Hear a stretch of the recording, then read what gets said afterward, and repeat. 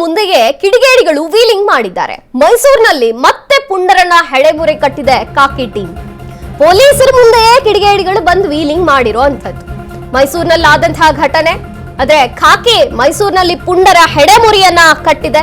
ಜಾಲತಾಣಗಳಲ್ಲಿ viral ಆಗಿದ್ದಂತಹ ಪುಂಡರ wheeling ಖಾಕಿ ಮುಂದೆನೆ, ಪೊಲೀಸರ ಮುಂದೆನೆ ವೀಲಿಂಗ್ ಮಾಡ್ತಾರೆ ಅಂದ್ರೆ ಪೊಲೀಸರ ಮುಂದೆಯೇ ವೀಲಿಂಗ್ ಮಾಡಲಾಗಿತ್ತು.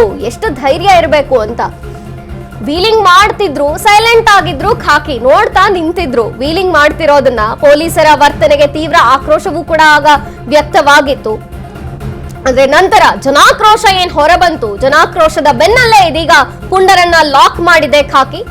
ನರಸಿಂಹರಾಜ ಠಾಣೆ ಪೊಲೀಸರ ಕಾರ್ಯಾಚರಣೆಯಲ್ಲಿ ಇದೀಗ ಪುಂಡರು ಅರೆಸ್ಟ್ ಆಗಿರುವಂತದ್ದು.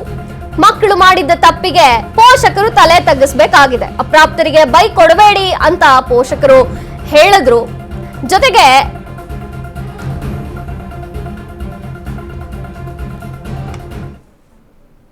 ದೃಶ್ಯಗಳಲ್ಲಿ ನಾವು ಗಮನಿಸ್ತಿದ್ದೀವಿ, ಪೊಲೀಸರ ಮುಂದೆಗೆ ನೋಡಿ, ಅಲ್ಲಿ ಪೊಲೀಸ್ ಜೀಪ್ ಇದೆ, ಅದನ್ನ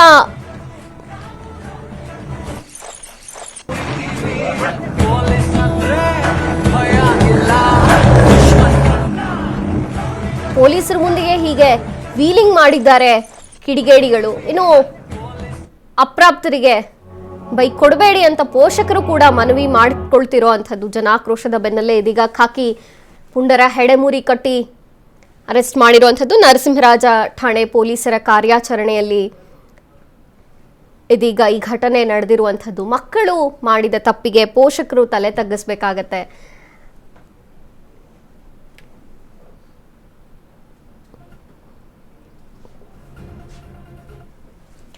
ಈ ಬಗ್ಗೆ ಹೆಚ್ಚಿನ ಮಾಹಿತಿಯನ್ನ ಕೊಡ್ತಾರೆ ನಮ್ಮ ಪ್ರತಿನಿಧಿ ಸಂದೀಪ್. ಪೊಲೀಸರ ಗಾಡಿ ಮುಂದೆನೆ ಅದನ್ನ ಹಿಂದೆ ಹಾಕೊಂಡು ಹೋಗಿ ವೀಲಿಂಗ್ ಮಾಡ್ತಿರೋ ಅಂಥದ್ದು. ಪೊಲೀಸರು ಅಲ್ಲೇ ಇದ್ದಾರೆ. ಇದ್ರ ಬಗ್ಗೆ ಜನಾಕ್ರೋಶವೂ ಹಿಂದೆ ವ್ಯಕ್ತವಾಗಿತ್ತು. ಜೊತೆಗೆ ಈಗ ಪೊಲೀಸರು ಯಾರು ಕಿಡಿಗೇಡಿಗಳಿದ್ದಾರೋ ಅವ್ರನ್ನ ಬಂಧಿಸಿ ಹೆಡೆಮುರಿ ಕಟ್ಟಿರುವಂಥದ್ದು. ಜೊತೆಗೆ ಅಪ್ರಾಪ್ತರು ಅನ್ನುವಂಥದ್ದು ಕೂಡ ಮಾಹಿತಿ ಇದೆ. ಅಂತ ಸಣ್ಣ ಮಕ್ಕಳಿಗೆ ಬೈಕ್ ಕೊಡೋದಿರ್ಲಿ ಅಥವಾ ಪೋಷಕರು ಅದನ್ನ ಗಮನಿಸದೇ ಇರೋದಿರ್ಲಿ, ಇದರ ಬಗ್ಗೆ ಆಕ್ರೋಶವೂ ಕೂಡ ಉಂಟಾಗ್ತಿರುವಂಥದ್ದು. ಏನಿದೆ ಇದ್ರ ಬಗ್ಗೆ ಹೆಚ್ಚಿನ ಮಾಹಿತಿ?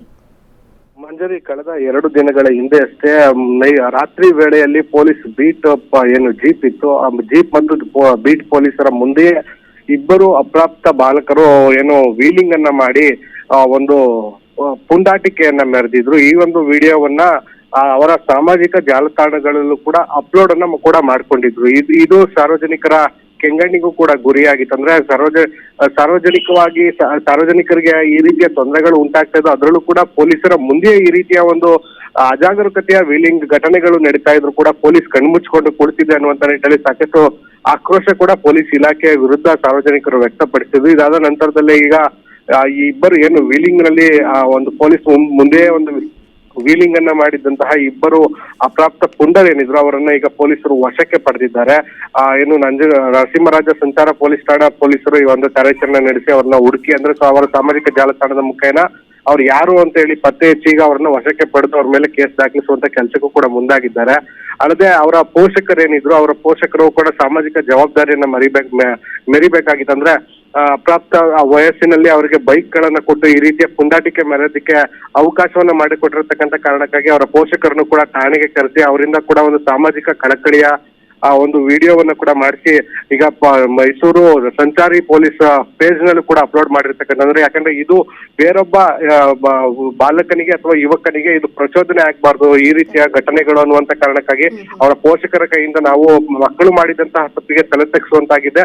ಅಪ್ರಾಪ್ತರ ಕೈಯಲ್ಲಿ ವಾಹನಗಳನ್ನು ಚಲಾಯಿಸಲಿಕ್ಕೆ ಕೊಡಬೇಡಿ ಅನ್ನುವಂತ ನಿಟ್ಟಲ್ಲಿ ಕೈ ಮುಗಿದು ಅವರು ಕೂಡ ಪ್ರಾರ್ಥನೆಯನ್ನ ಮಾಡ್ತಾ ಇರ್ತಕ್ಕಂಥದ್ದು. ಮಂಜರಿ, ಥ್ಯಾಂಕ್ ಯು ಸಂದೀಪ್ ನಿಮ್ಮೆಲ್ಲ ಮಾಹಿತಿಗಾಗಿ.